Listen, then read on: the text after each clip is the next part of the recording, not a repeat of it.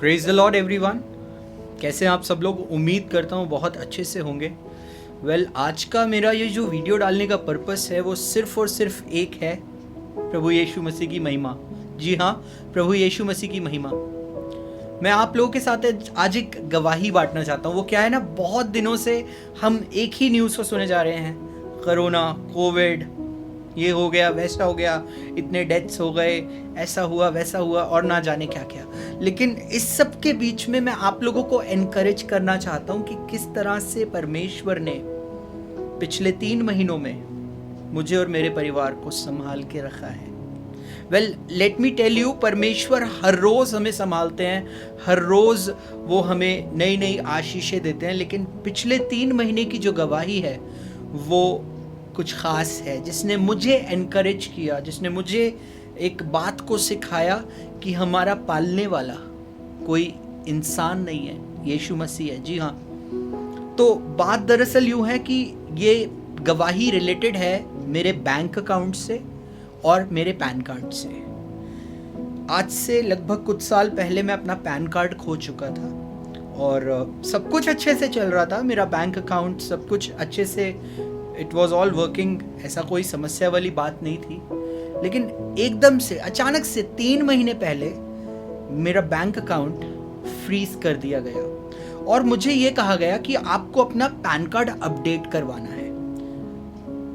पहले मुझे लगा कि बहुत नॉर्मल सी प्रॉब्लम है, सॉल्व हो जाएगी, कोई ऐसी समस्या आएगी नहीं। लेकिन समय बीतता गया और जब मैंने अपने पैन कार्ड के लिए अप्लाई किया तो मैंने एक काम किया, मैंने अपने फादर्स नेम में करेक्शन करवाना चाहा। बिकॉज मेरे फादर, जिनकी अब डेथ हो चुकी है लगभग 5 साल पहले, उनके नाम 2 थे। जिस प्रकार से मेरा नाम है ऋषभ और बहुत सारे लोग मुझे आशीष के नाम से भी जानते हैं, बहुत सारे लोग मुझे ऋषि के नाम से भी जानते हैं। मेरे भी 3 नाम है, not 2, in fact I have got 3 names. तो इसी तरह से मेरे पापा के भी 2 नाम थे बिफोर हिज डेथ।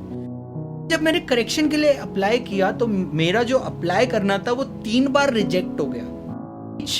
मेरे पास चेक्स तो थे लेकिन मैं उन चेक्स को कहीं पे भी जो है यूज नहीं कर पा रहा था, because I didn't have any other account. मैंने जिस ऑर्गेनाइजेशन के लिए मैं काम करता हूँ उनसे मैंने कह दिया था कि आप मुझे चेक के थ्रू पेमेंट कर दीजिए। सबके बीच में एक जो प्रॉब्लम हो रही थी वो ये हो रहा था कि मेंटल स्ट्रेस बहुत ज़्यादा था। नहीं मतलब आप खुद बताओ, आपके पास चेक है लेकिन आप उसको जो है इन कैश नहीं करा सकते। मतलब ये थोड़ा सा एक मेंटल स्ट्रेस सा बना हुआ था।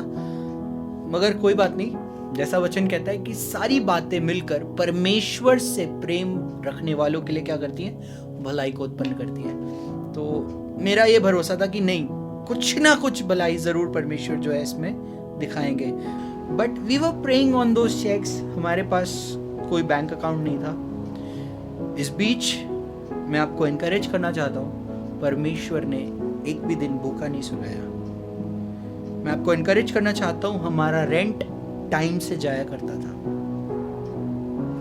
कोई भी प्रॉब्लम परमेश्वर आने नहीं दी। इनफैक्ट मेरे ऊपर बैंक का एक कर्जा था, उसी दौरान उन 3 मंथ्स के अंदर परमेश्वर ने हिम्मत दिया, अरेंजमेंट किया, वो कर्ज मैं चुका सका बैंक का, और जिनसे लिया था उनका भी आधा लौटा चुका हूं। सब जगह जद्दोजहद करने के बाद, यहाँ तक कि पैन कार्ड के ऑफिस में जो लोग हैं वहां पे भी अप्रोच किया, लेकिन कुछ भी काम नहीं आ रहा था। वचन कहता है किसी को घोड़ों पर, किसी को रथों पर भरोसा है, लेकिन मुझे अपने परमेश्वर यहोवा पर भरोसा है। सच में परमेश्वर पर भरोसा किया, यीशु मसीह पे भरोसा किया, और जब भरोसा किया प्रभु ने एक बात को सिखाया कि हर एक बात का समय है। और जब वो समय आया, सच में मैंने सब कुछ करके देख लिया। मैंने आरबीआई को मेल तक डाल दिया,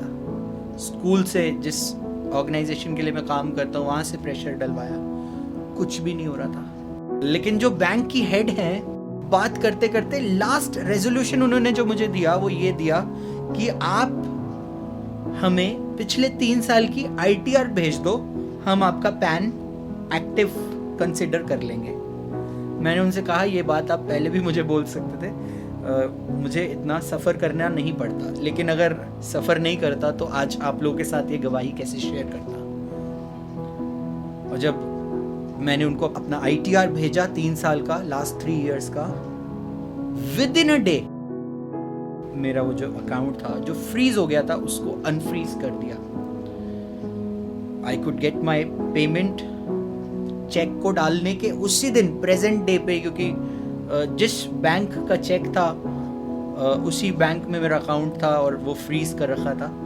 सो उन्होंने उसी दिन मेरे उस पेमेंट को क्या किया, क्लियर किया। मैं आपको इनकरेज करना चाहता हूँ। प्रभु का वचन कहता है कि जो पक्षी होते हैं वो ना बटोरते हैं ना ही इकट्ठा करते हैं, लेकिन देखो परमेश्वर उनको क्या करता है, उनको खिलाता है, उनकी रक्षा करता है, उनको संभालता है।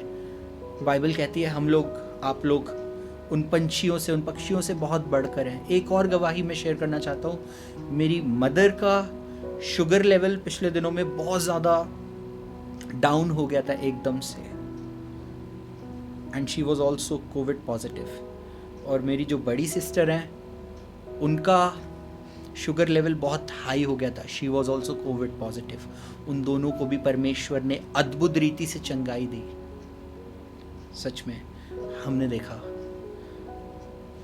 हर जगह पे हम बैड न्यूज़ सुन रहे थे, लेकिन प्रभु ने हमें, हमारे जीवनों में, हमारे परिवार में परमेश्वर हर दिन गुड न्यूज़ देता है। और सबसे बड़ी गुड न्यूज़ ये है, यीशु मसीह मेरे लिए, आपके लिए, हम सबके पापों के लिए मरा, गाड़ा गया और तीसरे दिन मुर्दों में से जी उठा।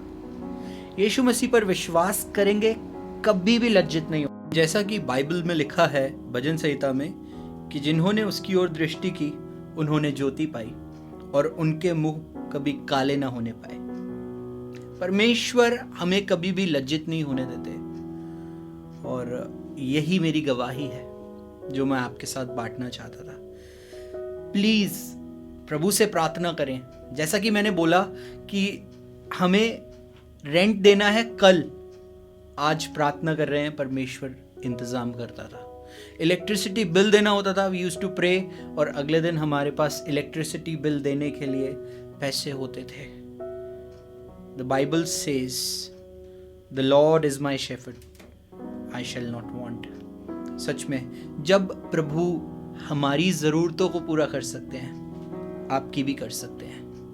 निराश ना हो, ऐसे समय में प्रार्थना करें और परमेश्वर के अद्भुत कामों को अपने जीवन में एक्सपीरियंस करें। तो ये जो गवाही मैंने आप लोगों के साथ शेयर की, सिर्फ और सिर्फ एक ही रीज़न था कि प्रभु ने जब मेरे जीवन में काम किया है तो लोगों को पता लगना चाहिए कि यीशु मसीह जीवित परमेश्वर है। और आप तो कम से कम इतना कर सकते हैं कि आप इस गवाही को आगे से आगे शेयर करें। हो सकता है इसे सुनकर कोई एनकरेज हो और यीशु मसीह में उसके विश्वास में वृद्धि हो, माने उसका विश्वास बढ़े। Thank you so much. May God bless you all.